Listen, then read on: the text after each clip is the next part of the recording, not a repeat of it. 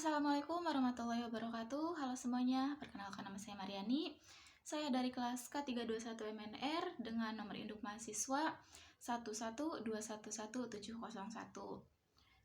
Dalam kesempatan video kali ini, saya akan membahas sedikit mengenai proposal yang saya tulis yang bertemakan pemecatan secara tidak terhormat pada karyawan yang mengalami kecelakaan kerja.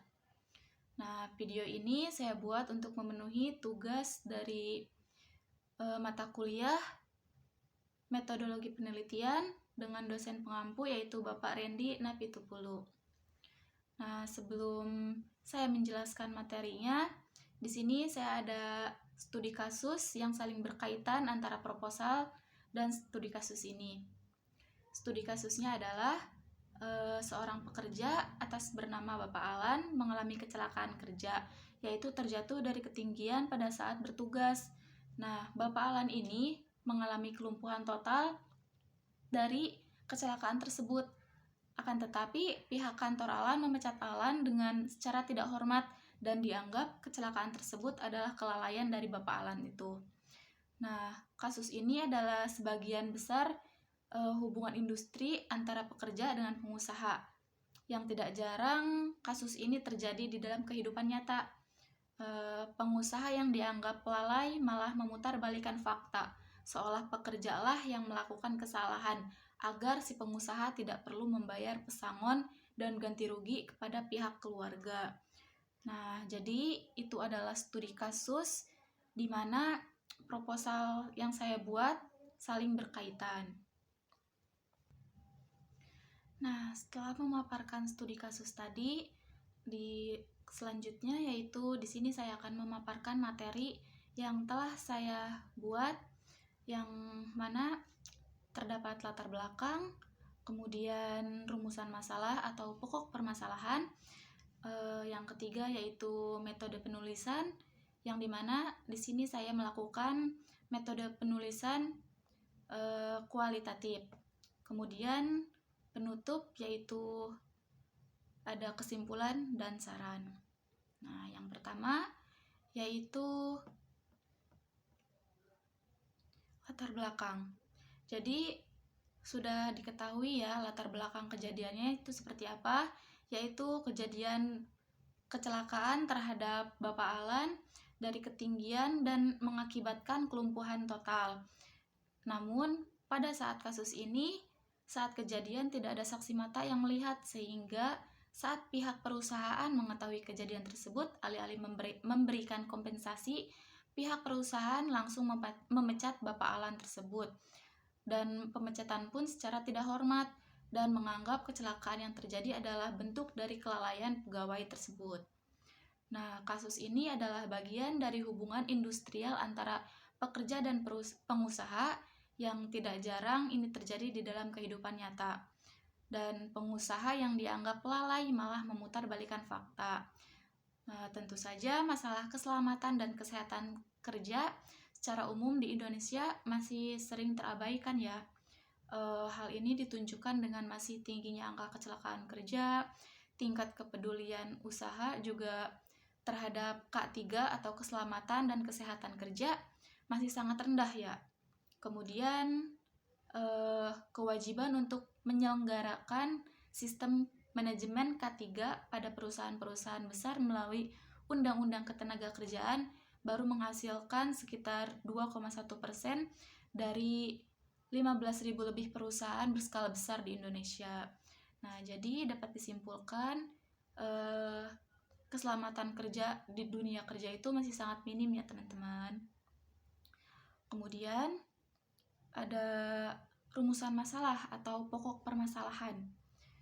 Nah, dari penjelasan tadi dapat kita simpulkan bahwa pokok permasalahan yang akan dibahas dalam proposal ini adalah bagaimana metode yang dapat meminimalisir dan mencegah kecelakaan kerja guna meningkatkan kesehatan dan keselamatan kerja.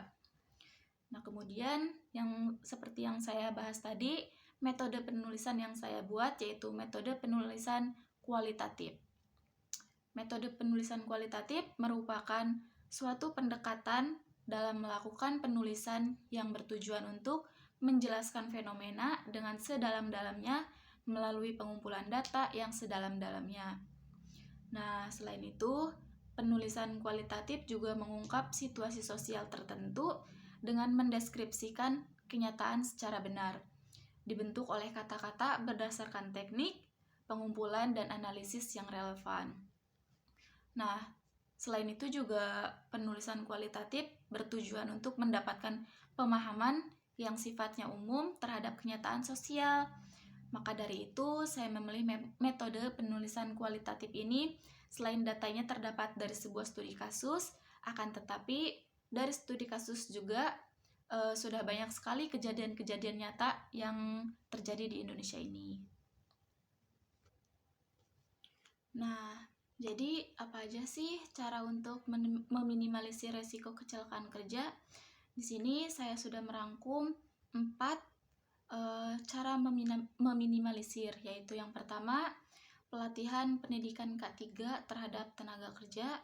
Yang kedua yaitu konseling dan konsultasi mengenai peranan penting K3 bersama tenaga kerja lainnya. Dan yang ketiga yaitu pengembangan sumber daya ataupun teknologi yang berkaitan dengan peningkatan penerapan K3 di tempat kerja. Dan yang terakhir yang paling penting yaitu jaminan sosial tenaga kerja.